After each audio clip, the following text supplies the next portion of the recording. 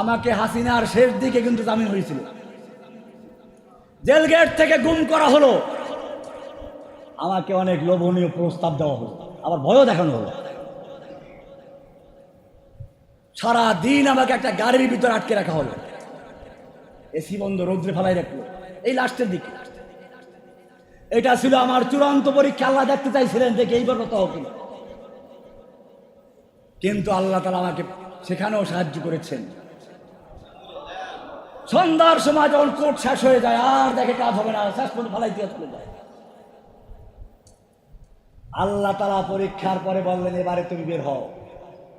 তোমাকে বের করার জন্য হাসিনাকে দেশ থেকে তাড়িয়ে দিয়েছি, এবারে মাথা উঁচু করে বের হও। এক এক করে উলামায়ে কেরাম বের হচ্ছে।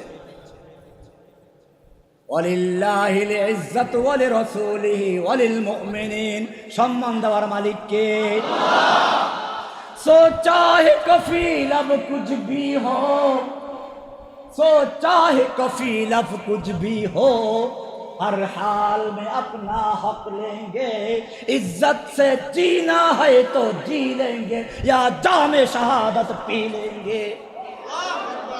इज्जत से जीना है तो जी लेंगे या जामे शहादत पी लेंगे। হয়তো ইজ্জতের সঙ্গে বাঁচবো, নতুবা শাহাদাতের পেয়ালা নিয়ে হাসি মুখে শাহাদাত বরণ করবো ইনশাআল্লাহ। मर्दे मोमिन बातिल से हरगिज खौफ का सिकता नहीं। की बोललाम? मर्दे मोमिन बातिल से हरगिज खौफ का सिकता नहीं, सर कटा सिकता है लेकिन सर झुका सिकता नहीं।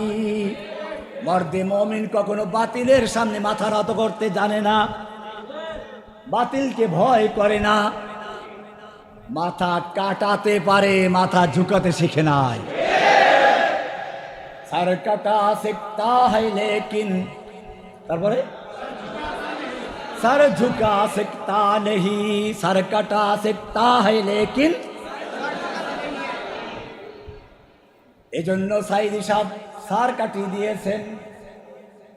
এ উম্মতের অনেক বড় বড় উলামায়ে কেরামরা মাথা দিয়েছেন, মাথা নত করেন নাই। তুমি তাদেরকে হত্যা করতে পেরেছ, জেনে রাখো কতলে হুসাইন দর হাকিকত মরগে यजीद है, इस्लाम जिंदा होता है हर करबला के बाद।